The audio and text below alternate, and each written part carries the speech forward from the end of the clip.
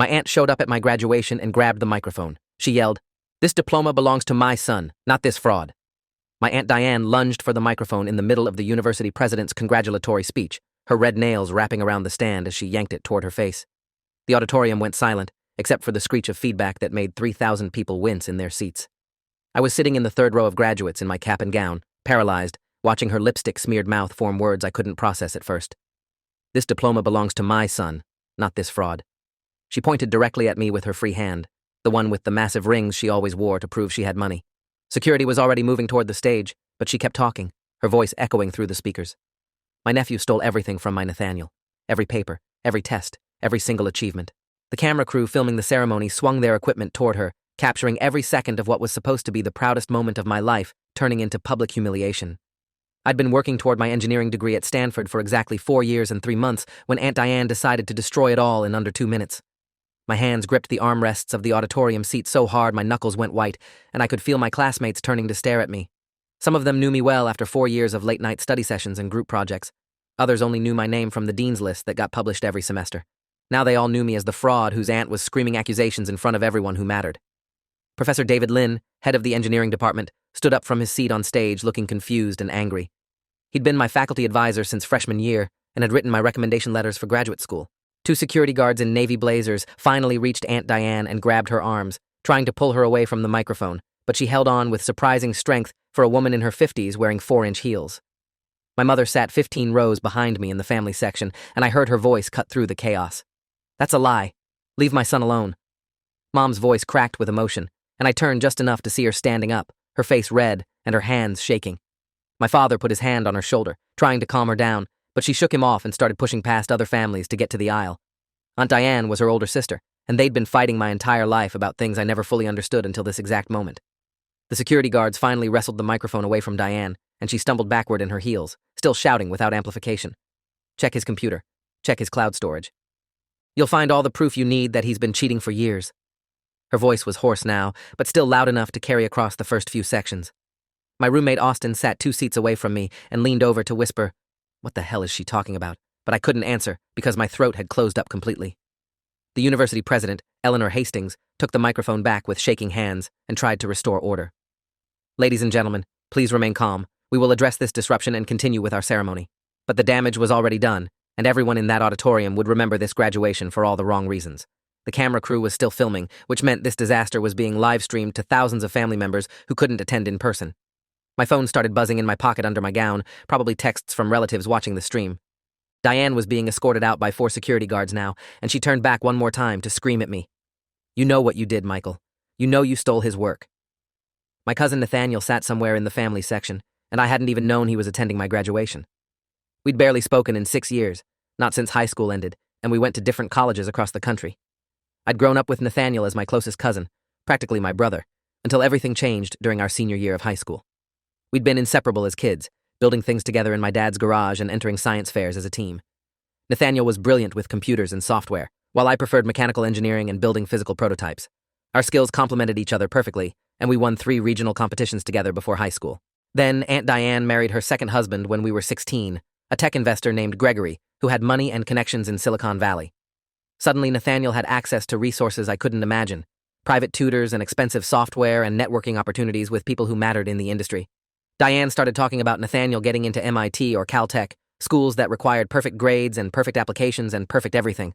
I was aiming for state schools, maybe UC Berkeley if I got lucky, because my parents were middle-class teachers who'd been saving for my college fund since I was born. Everything shifted during our senior year when we both entered the national engineering competition that could earn scholarship money and recognition from top universities.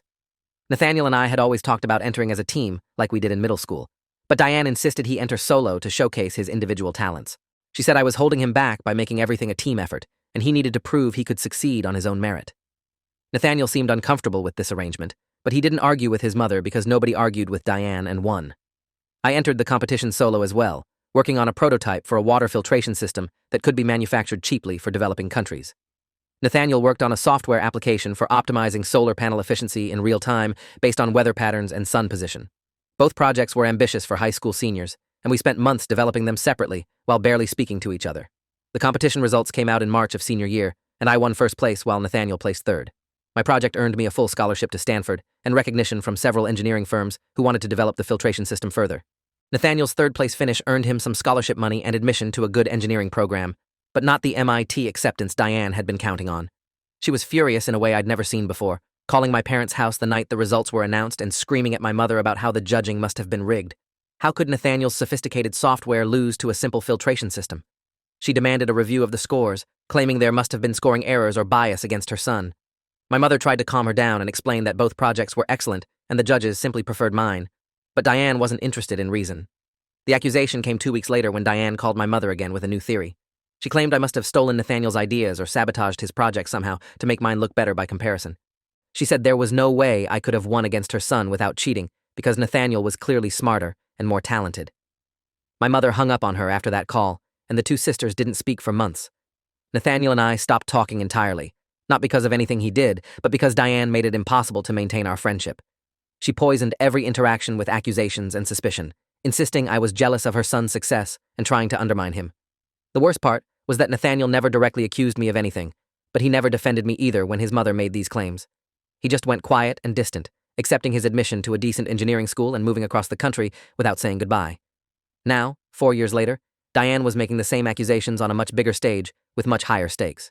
The graduation ceremony continued after she was removed from the auditorium, but I couldn't focus on anything except the whispers spreading through the rows of graduates around me. President Hastings called names in alphabetical order, and students walked across the stage to receive their diplomas from the Dean of Engineering. When she called my name, Michael Thornton, the applause was noticeably quieter than it had been for other students. Some people clapped out of politeness, but others stayed silent, probably wondering if Diane's accusations had any truth to them. I walked across that stage with my head up and my shoulders back, refusing to let her destroy this moment completely. Professor Lin shook my hand and whispered, "Don't let her ruin this for you." But his eyes looked troubled, like he was already questioning everything he thought he knew about my work. My parents found me immediately after the ceremony ended, pushing through the crowd of graduates and families taking photos on the lawn. Mom pulled me into a tight hug, and I could feel her shaking. "I'm so sorry, honey. I should have known she'd do something like this."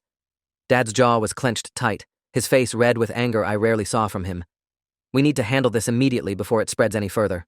He was right to be worried, because several of my classmates were already looking at me differently, their congratulations sounding forced and uncertain. Austin came over with his parents and gave me a firm handshake. "That was insane, man. Everyone knows you're legit." But even Austin's certainty felt fragile, like one more accusation might make him question everything we'd accomplished together in our shared dorm room. Diane appeared on the lawn 20 minutes later, having evaded security's attempt to escort her off campus entirely. She'd found Nathaniel in the crowd and was dragging him toward me with her hand clamped around his wrist. Mom saw her coming and stepped between us, her voice low and dangerous. "Stay away from my son, Diane. Turn around and leave right now." But Diane pushed past her and thrust her phone in my face, the screen showing what looked like file directories and document names. "Proof. I have all the proof I need that you've been stealing from Nathaniel since high school." She scrolled through the screen, pointing at file names and dates that meant nothing to me without context. My father grabbed my arm and started pulling me away from her. "We're leaving. Don't say anything to her." His lawyer instincts were kicking in, recognizing this confrontation could escalate into something worse. Nathaniel stood behind his mother looking miserable and uncomfortable, his eyes avoiding mine completely. He'd changed in 4 years, taller and thinner, wearing an expensive suit that probably cost more than my entire graduation outfit. "Say something," I wanted to scream at him.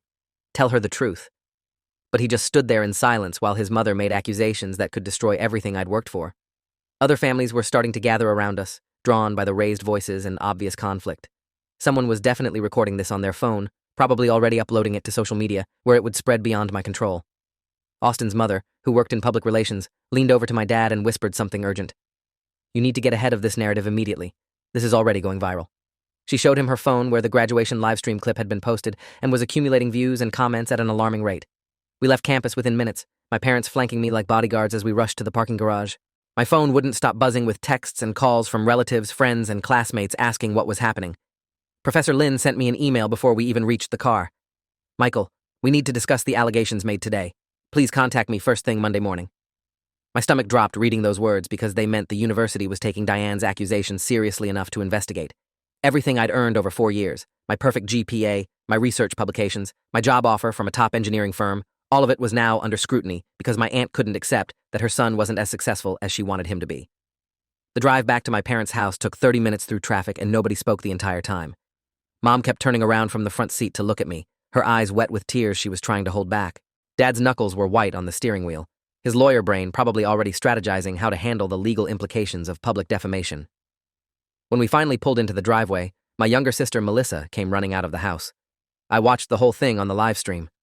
What is Aunt Diane's problem? Melissa was 19 and studying biology at community college, and she'd always hated how Diane treated our side of the family like we were inferior. Mom ushered us all inside and locked the door like Diane might follow us home, which honestly wasn't impossible given her behavior today. My father made coffee while the rest of us sat around the kitchen table in shocked silence. Finally, he looked at me with his serious lawyer face and asked the question I'd been dreading. Is there any truth to what she's claiming? Any shared work or collaboration that could be misinterpreted? I shook my head firmly. Nothing. I haven't worked with Nathaniel on anything since high school, and even then, we always submitted separate projects after sophomore year. Everything I did at Stanford was my own work, reviewed by professors and teaching assistants who can verify my process. Dad nodded, satisfied with my answer, but I could see the worry in his eyes. The problem isn't whether it's true. The problem is whether people will believe it's true. He was right, and we all knew it. Diane had planted doubt in front of thousands of witnesses, and doubt was incredibly difficult to eliminate once it took root. Mom pulled out her laptop and started searching for the graduation video online.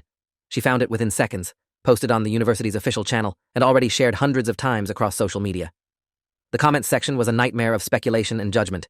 Some people defended me, pointing out that accusations weren't evidence. Others immediately assumed guilt, writing that rich kids always cheated their way through prestigious universities. A few comments mentioned my scholarship and research publications, questioning whether any of it was legitimate. Mom closed the laptop with shaking hands. We need a lawyer who specializes in defamation. This is beyond what your father can handle alone. Dad agreed and started making calls to colleagues who might know the right attorney for this situation. By Sunday evening, my phone had accumulated over 200 unread messages and 50 missed calls. Most were from friends and classmates offering support or asking for my side of the story. A few were from journalists who somehow got my number and wanted to interview me about the graduation incident. Professor Lin sent a second email requesting an immediate meeting Monday at 8 in the morning before regular office hours. The university's dean of students also emailed, using formal language that made my chest tight with anxiety. We take all academic integrity concerns seriously and will be conducting a thorough review. Please make yourself available for interviews this week. My job offer from Barrett Engineering Group hadn't been rescinded yet, but I kept refreshing my email, expecting a message saying they were reconsidering their decision. Monday morning arrived too quickly, and I barely slept the night before despite exhaustion from the emotional roller coaster. I put on my best interview clothes and drove back to campus, my hands trembling on the steering wheel the entire way. Professor Lin's office was in the engineering building where I'd spent countless hours over the past 4 years. The hallways felt different now, like the walls themselves were judging me. I knocked on his door at exactly 8, and he called me in immediately. His office was cramped and cluttered with technical journals and student projects, a space that had always felt comfortable and welcoming before today. Now it felt like an interrogation room. Professor Lin gestured to the chair across from his desk and closed the door behind me. He looked tired, with dark circles under his eyes that suggested he'd also had a sleepless weekend. Michael, I want you to understand that I'm on your side until proven otherwise. You've been an exemplary student for 4 years, and I've personally overseen much of your work. But the university has to investigate these allegations because they were made so publicly. He pulled out a folder thick with papers. I need you to walk me through every major project you completed here, explaining your process and providing any documentation you have of your independent work. I took a deep breath and started from the beginning, describing my freshman design project that earned top marks. I explained my research methodology, my sources, my calculations, everything I could remember in detail.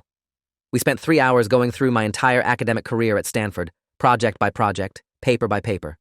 Professor Lin took extensive notes and asked pointed questions about specific aspects of my work. He was being thorough, which I appreciated, but it also felt like I was defending myself against accusations that had no evidence beyond Diane's public outburst. When we finally finished, he leaned back in his chair looking exhausted. Your work is solid, Michael. Everything you've shown me demonstrates independent thought and original engineering solutions. But I need to warn you that the university investigation will be more extensive than this. They'll want to examine your computer files, your cloud storage, your email correspondence, everything. My stomach dropped because Diane had specifically mentioned checking my computer and cloud storage, like she had inside information about what investigators would request. The dean of students, Jonathan Kraft, called me into his office that afternoon for what he called an informal preliminary discussion. Kraft was in his 50s, with gray hair and a serious demeanor that made every conversation feel like a court proceeding. He sat behind his massive desk, with a legal pad in front of him, and a recording device placed obviously between us. I'm recording this conversation with your knowledge and consent. Do you consent to this recording? I nodded, and verbally confirmed yes, understanding that everything I said would become part of the official record. Kraft pressed record and stated the date, time, and participants for documentation purposes. He started with basic questions about my relationship with Nathaniel and Aunt Diane, asking me to describe our family dynamics and any conflicts that might explain her accusations. I told him everything, from our childhood friendship through the national competition and the subsequent falling out. I explained Diane's reaction to Nathaniel's third-place finish and her history of making unfounded accusations against me. Kraft listened without expression, taking notes occasionally but mostly just letting me talk. When I finished, he asked the critical question. Did you at any time use, reference, or incorporate any work, ideas, or materials that originated with your cousin Nathaniel Brennan in any of your Stanford submissions? I looked him directly in the eye and answered clearly. No, absolutely not. Everything I submitted here was my own original work, developed independently without any collaboration with Nathaniel or anyone else beyond standard group projects. Kraft explained the investigation process in detail that made my anxiety spike higher. The university would be appointing a 3-person faculty committee to review all my submitted work from 4 years of undergraduate study. They would examine my computer and cloud storage for any evidence of file sharing or collaboration with Nathaniel. They would interview my professors, teaching assistants, and classmates who could speak to my work ethic and integrity. The process would take approximately 4 weeks, during which time my diploma would be held pending the investigation results. My job offer from Barrett Engineering would be informed of the investigation, as was standard policy for academic integrity issues. I felt my future crumbling in real time as Kraft outlined each step with bureaucratic precision. I left his office feeling numb and hollow, unable to process the magnitude of what was happening. 4 years of perfect grades and groundbreaking research reduced to a pending investigation because my aunt couldn't handle her son's mediocrity. My phone rang as I walked across campus, and I saw my father's name on the screen. We found you a lawyer. Her name is Victoria Reed, and she specializes in defamation and academic integrity cases. She wants to meet with you tonight. I agreed immediately, grateful that my parents were taking action while I felt paralyzed by the injustice of the situation. Victoria Reed's office was in downtown Palo Alto, occupying the 15th floor of a glass building with views of the bay. She was in her early 40s, wearing a sharp gray suit and radiating competence and confidence. Victoria shook my hand firmly and gestured to the chairs arranged around a small conference table in her office. Your father filled me in on the basics, but I need to hear everything directly from you. Start from the beginning and don't leave anything out. I spent the next 90 minutes recounting the entire story again, from childhood with Nathaniel, through the graduation disaster, and today's university meetings. Victoria recorded everything on her laptop, occasionally stopping me to ask clarifying questions or request specific details. When I finished, she sat back and reviewed her notes with a thoughtful expression. This is a clear case of defamation, and we have multiple witnesses, plus video evidence of the false accusations. The challenge will be proving actual malice and quantifiable damages. She explained that defamation cases required showing that Diane knew her accusations were false or showed reckless disregard for the truth, and that I suffered concrete harm as a result. The damages part was becoming clearer every day as my professional reputation deteriorated in real time. Barrett Engineering called Wednesday morning, and I knew what was coming before the hiring manager finished his first sentence. Michael, we've been made aware of the academic integrity investigation at Stanford. Our company policy requires us to withdraw job offers when there are pending investigations of this nature. The offer will be reinstated if you're cleared, but we can't move forward with onboarding until this is resolved. I thanked him professionally and ended the call, then sat on my bed staring at the wall for 20 minutes. The job I'd worked 4 years to earn, gone because of lies and family dysfunction. Victoria filed a defamation lawsuit against Diane on Friday of that week, exactly 7 days after the graduation incident. The lawsuit demanded damages for harm to my reputation, loss of employment opportunity, and emotional distress caused by her false accusations. We also filed for an emergency restraining order to prevent her from making any further public statements about me or contacting me directly. The restraining order hearing was scheduled for the following Monday, which meant I had to face Diane in court less than 2 weeks after she destroyed my graduation. My mother came with me to the hearing, sitting in the gallery while Victoria and I sat at the plaintiff's table. Diane arrived with her own lawyer, a severe-looking woman in her 60s who specialized in family law. The judge was Carolyn Foster, a no-nonsense woman in her late 50s who'd been on the bench for over 20 years. She reviewed the restraining order petition and the evidence we'd submitted, including the graduation video and screenshots of Diane's continued accusations on social media. Judge Foster looked at Diane over her reading glasses. Ms. Brennan, you disrupted a university graduation ceremony to make serious allegations of academic fraud against your nephew. What evidence do you have to support these claims? Diane's lawyer stood and tried to argue that her client had reasonable belief based on information provided by her son, but Judge Foster cut her off. I asked for evidence, not belief. What actual proof do you possess that Michael Thornton plagiarized or stole work from your son? Diane herself stood up, her face flushed with anger.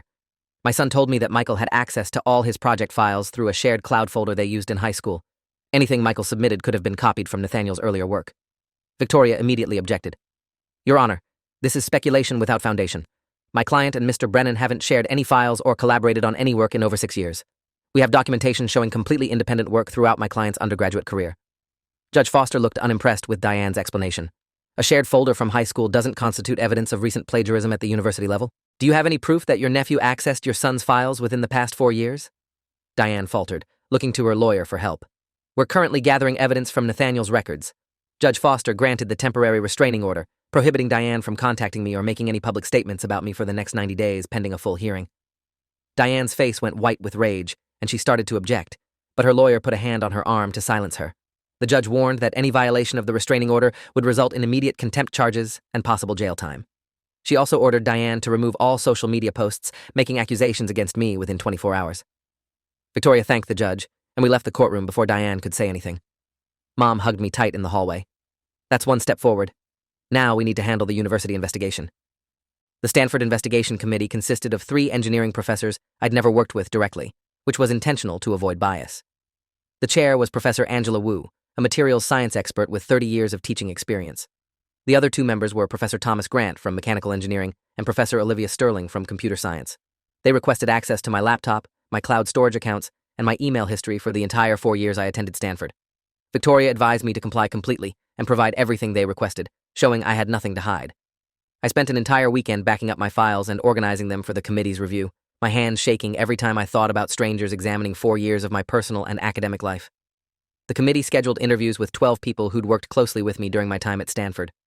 They interviewed Professor Lin first, and he told me afterward that he'd given a strong statement about my integrity and independent work. They interviewed my research partner from junior year, a brilliant student named Priya Kapoor, who'd co-authored 2 papers with me. Priya said they asked detailed questions about our collaboration process and whether I'd ever shown signs of using outside sources without attribution. They interviewed Austin, my roommate, who could testify about the countless nights he'd seen me working on projects alone at my desk.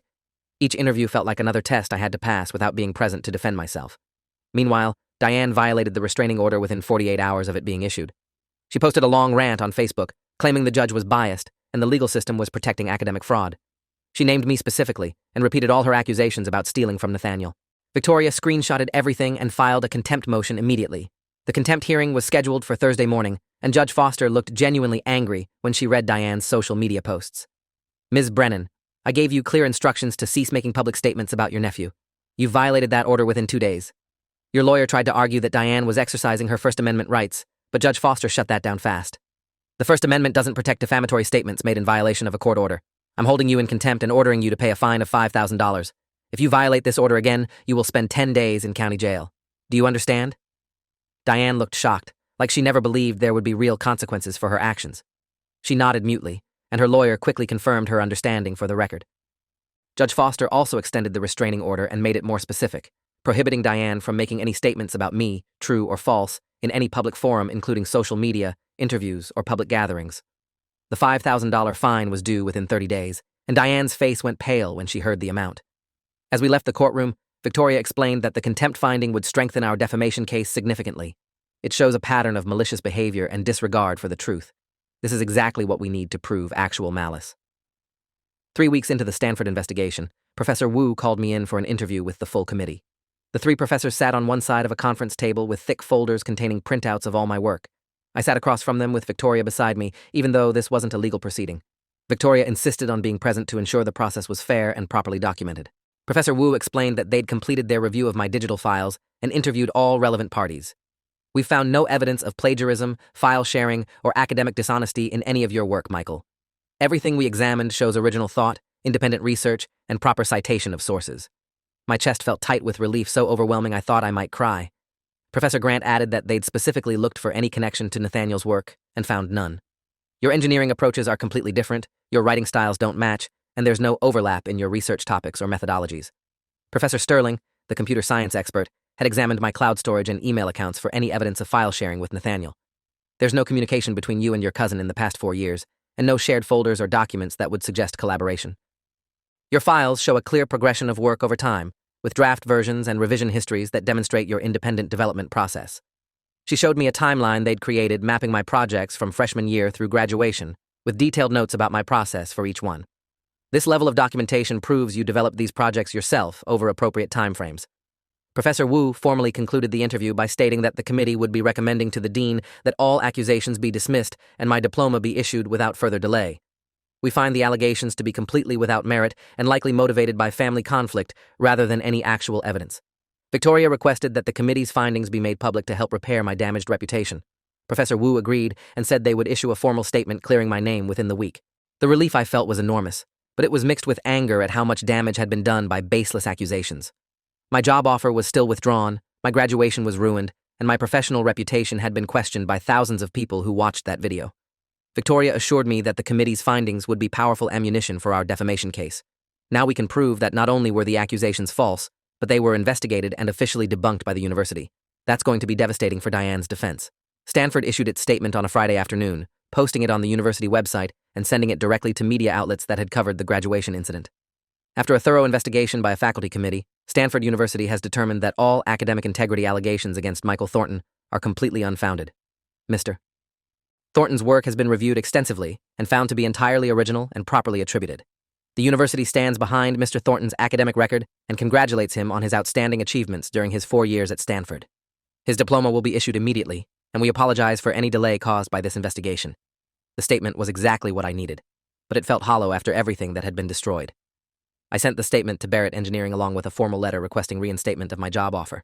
The hiring manager called me 2 hours later. Michael, we've reviewed the university's findings and we'd like to move forward with your employment. We apologize for the delay and any stress this caused. We still believe you'll be an excellent addition to our engineering team. I accepted gratefully, but the damage to my trust in the company had already been done. They withdrew support the moment accusations were made before any evidence was presented. That wasn't the kind of employer loyalty I wanted to commit to long term, but I needed the job and the experience it would provide.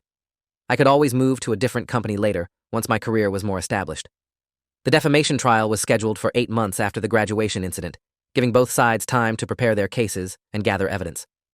Victoria spent those months building an airtight case against Diane, documenting every false statement she made and calculating the damages I suffered as a result. We had the graduation video showing her initial accusations in front of thousands of witnesses. We had screenshots of her social media posts repeating the lies. We had the Stanford investigation results proving the accusations were false. We had documentation of my withdrawn job offer and the emotional distress I experienced. Victoria also subpoenaed Nathaniel to testify about what he'd told his mother and whether he'd ever actually made accusations about me stealing his work. Nathaniel appeared at Victoria's office for a deposition 6 weeks before trial, looking miserable and reluctant. He'd aged noticeably in the months since graduation, with dark circles under his eyes and a defeated posture. Victoria placed him under oath and started asking questions about his relationship with me and his mother's accusations.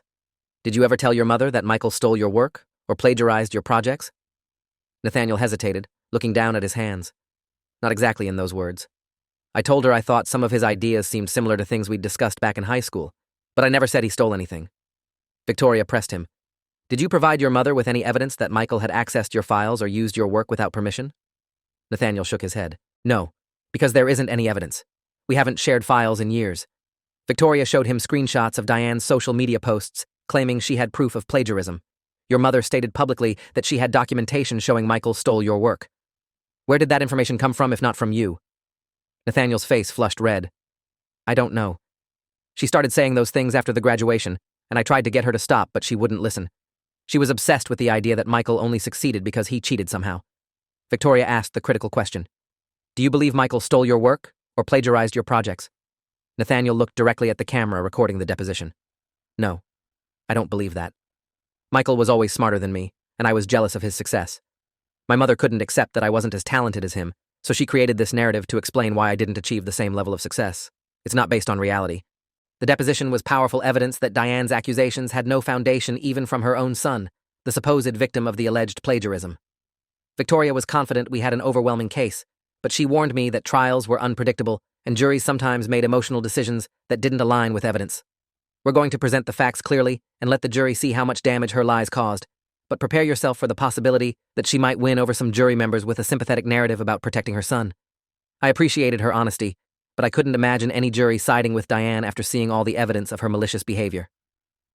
The trial began on a Monday morning in early spring, almost 9 months after the graduation incident. The courtroom was smaller than I expected, with dark wood paneling and fluorescent lights that made everything feel sterile and official. Diane sat at the defense table with her lawyer, refusing to look in my direction as the jury was seated. The jury consisted of 7 women and 5 men, ranging in age from mid-20s to late 60s. Victoria gave her opening statement first, walking the jury through the entire timeline from the graduation disruption through the false social media posts and the university investigation that cleared my name. The evidence will show that Diane Brennan made knowingly false accusations against her nephew out of jealousy and spite, causing him significant professional and emotional harm.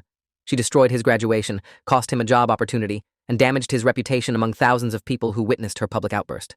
Diane's lawyer, Margaret Holloway, gave a defense opening that tried to paint her client as a concerned aunt who genuinely believed the accusations based on information from her son. Mrs. Brennan was acting on her sincere belief that her nephew had stolen work from her son. She may have been wrong, but she wasn't malicious. This was a family dispute that got out of hand, not a calculated attack on her nephew's character. Victoria had warned me this would be their strategy, arguing mistake rather than malice to avoid the higher standard required for defamation. The problem with that defense was Diane's continued accusations, even after being told she was wrong, and her violation of the restraining order that showed she knew she was spreading lies, but didn't care. Victoria called me as the first witness, and I spent 3 hours on the stand explaining my relationship with Nathaniel, the family history, and the impact of Diane's accusations on my life. I described the humiliation of having my graduation destroyed in front of everyone I cared about. I explained the stress of the university investigation and the uncertainty of not knowing if my degree would be granted. I showed the jury the email withdrawing my job offer and explained how that opportunity had been my goal throughout college. Victoria asked me to describe my emotional state during those months, and I told them honestly about the sleepless nights and constant anxiety and the feeling of helplessness while strangers investigated my entire academic career. I felt like everything I'd worked for could disappear at any moment because of lies I couldn't disprove until the investigation was complete. Margaret Holloway cross-examined me aggressively, trying to suggest that maybe I had used some of Nathaniel's old ideas without realizing it. Isn't it possible that discussions you had with your cousin years ago influenced your later work unconsciously? I remained calm and firm. No, that's not possible. My Stanford work was in completely different areas than anything Nathaniel and I ever discussed. The engineering disciplines don't even overlap. She tried another angle. Your cousin testified that you seemed to have similar ideas to things he'd worked on. How do you explain that? I looked at the jury directly. Nathaniel testified that he was jealous, and his mother created a false narrative. Those similarities only existed in his mother's imagination, not in reality. The Stanford investigation found zero evidence of any connection between my work and anything Nathaniel ever produced. Victoria called Professor Wu as an expert witness to explain the investigation process and findings. Professor Wu walked the jury through the committee's methodology, explaining how they'd examined every project I submitted and found no evidence of plagiarism or academic dishonesty. We looked specifically for any connection to Nathaniel Brennan's work and found none. Their academic interests don't overlap, their writing styles are distinct, and their engineering approaches are fundamentally different. Margaret Holloway tried to suggest the investigation was biased because the university had an interest in protecting its graduate, but Professor Wu shut that down firmly. Our interest is in academic integrity. If we'd found evidence of fraud, we would have reported it regardless of how it looked for the university. We found nothing because there was nothing to find. Nathaniel testified next, looking like he'd rather be anywhere else on earth than in that courtroom. Victoria asked him directly whether he'd ever accused me of stealing his work. No, I never made that accusation. I expressed some frustration to my mother about Michael's success compared to mine, and she took that and ran with it into something completely different. Did you provide your mother with any evidence of plagiarism or file sharing? No, because there is no evidence. I haven't shared files with Michael since high school. Do you believe your mother's accusations were true? Nathaniel looked at Diane for the first time since entering the courtroom. No, I don't. Michael earned everything through his own work. I was jealous, and my mother couldn't accept that I wasn't as successful as my cousin. Her accusations aren't based on reality. Margaret Holloway tried to rehabilitate Nathaniel's testimony during cross-examination by suggesting he was being pressured to recant his earlier concerns. Isn't it true that you initially told your mother you thought Michael had stolen your ideas? Nathaniel shook his head. I never said stolen. I said some of his ideas reminded me of things we'd talked about years ago, but that's not the same as theft. Most engineers working in the same field have overlapping ideas because we're solving similar problems. That doesn't mean anyone stole from anyone. The cross-examination failed to undermine his testimony, and he left the stand looking relieved to have finally told the truth publicly. Victoria's final witness was Dr. Rebecca Winters, a psychologist who specialized in family dynamics and testified as an expert on the psychological impact of public humiliation and false accusations. Dr. Winters had interviewed me several times over the past months and reviewed all the documentation of Diane's behavior. Based on my evaluation, Michael experienced significant emotional distress as a result of his aunt's actions. The public nature of the accusations, combined with the professional consequences and extended investigation, created sustained psychological harm. She described symptoms I'd experienced including anxiety, insomnia, difficulty concentrating, and persistent worry about my professional future. These are consistent with trauma response to public defamation and character assassination. The harm was exacerbated by the fact that the accusations came from a family member, which creates a unique form of betrayal trauma. Margaret Holloway called Diane as her only witness, and Diane took the stand wearing a conservative navy dress and minimal jewelry. She looked like someone trying very hard to appear reasonable and sympathetic. Holloway walked her through her version of events, where she was just a concerned mother protecting her son from what she genuinely believed was academic fraud. I saw Michael's success and Nathaniel's struggles, and I thought there had to be an explanation. When Nathaniel mentioned similarities in their work, I jumped to conclusions I shouldn't have. Did you intend to harm your nephew? Diane's voice was soft and regretful. No, never. I love Michael. I just wanted to protect my son. It was a decent performance, but Victoria was ready to destroy it during cross-examination. Victoria approached the witness stand with copies of Diane's social media posts printed out and organized chronologically. Ms. Brennan, you testified that you didn't intend to harm Michael. Let's review your actions after the graduation. Victoria showed her the Facebook post from 3 days after graduation. You wrote here that Michael is a fraud who doesn't deserve his Stanford degree. Is that protecting your son or attacking your nephew? Diane tried to explain. I was upset and not thinking clearly. Victoria showed her another post. This one is from a week later, after your brother-in-law asked you to stop. You wrote that Stanford protects cheaters, and Michael fooled everyone. Still just protecting Nathaniel? Diane's face flushed. I believed what I was saying. Victoria pulled out the restraining order documentation. Judge Foster ordered you to stop making public accusations. You violated that order within 48 hours by posting on Facebook again. Why would you do that if you weren't trying to harm Michael? Diane had no good answer. I was angry at the judge's decision. Victoria's voice was sharp. So you were willing to risk jail time to keep making false accusations about your nephew? That doesn't sound like someone who was just concerned and made an honest mistake. That sounds like someone who knew she was lying, but didn't care about the consequences. Diane's lawyer objected, but the damage was done. The jury had seen her malicious intent on display. Victoria showed the jury Nathaniel's deposition, where he stated clearly that his mother's accusations weren't based on reality. Your own son says you made this up. The Stanford investigation found zero evidence, yet you continued making accusations publicly, even after being ordered by a court to stop. How is that anything other than intentional defamation? Diane broke down crying on the stand, but they weren't sympathetic tears. They were the tears of someone who'd been caught and was facing consequences. I just wanted my son to succeed. I couldn't understand why everything came so easily to Michael and Nathaniel had to struggle. Victoria's final question was devastating. So when you couldn't make your son more successful, you decided to destroy your nephew's success instead? Diane didn't answer, and Victoria walked back to our table. The jury deliberated for 6 hours before returning with a verdict. We all stood as they filed back into the courtroom, and the forewoman handed the verdict form to Judge Foster. Judge Foster read it aloud without emotion. In the matter of Thornton versus Brennan, we the jury find in favor of the plaintiff on all counts. We find that the defendant knowingly made false statements with actual malice. We award compensatory damages in the amount of $150,000. We award punitive damages in the amount of $200,000. Total damages awarded, $350,000. I felt my mother's hand grip mine so tightly it hurt, and I heard Diane gasp from the defense table. $350,000 was more than Victoria had even requested, showing the jury's anger at Diane's behavior. Judge Foster thanked the jury and dismissed them, then addressed both parties. Ms. Brennan, you will pay the awarded damages within 90 days or face garnishment of wages and assets. You are also permanently enjoined from making any statements about Michael Thornton, true or false, in any public or private forum. Any violation will result in additional contempt charges. Diane looked destroyed, staring at her hands while her lawyer gathered papers. We stood as Judge Foster left the bench, and then Victoria hugged me quickly. You won. Complete vindication. My parents rushed forward from the gallery, and my father shook Victoria's hand vigorously. Thank you for everything you've done for our son. Outside the courtroom, a few reporters had gathered after hearing about the case. Victoria gave a brief statement. Today's verdict confirms what we've known all along, that Michael Thornton is an exemplary student and engineer who earned every one of his accomplishments through hard work and integrity. His aunt's false accusations were motivated by jealousy and spite, and she has now been held accountable for the damage she caused. We hope this verdict sends a message that you can't destroy someone's reputation with lies just because you're unhappy with your own family situation. I stood beside her feeling relieved, but also exhausted from 9 months of fighting to prove my innocence. Diane never paid the full judgment. She filed for bankruptcy 6 months after the trial, claiming she couldn't afford the $350,000 award. Victoria fought the bankruptcy discharge, arguing that debt from intentional wrongdoing shouldn't be eliminated. The bankruptcy judge agreed and made the judgment non-dischargeable, meaning Diane would owe me that money for the rest of her life. Victoria set up a payment plan that garnished 15% of Diane's wages until the debt was satisfied. At her current income, she'd be paying me for the next 20 years. It wasn't about the money for me, though the financial compensation helped cover Victoria's legal fees and the income I'd lost during the investigation. It was about making sure Diane faced real consequences for trying to destroy my life. Nathaniel reached out 6 months after the trial with a long email apologizing for everything. I should have stood up to my mother years ago instead of letting her create this fantasy where you were somehow the enemy. I was jealous of your success, and instead of working harder myself, I let her blame you for my failures. I know you probably can't forgive me, and I don't blame you. I just wanted you to know that I'm sorry, and I'm trying to be better.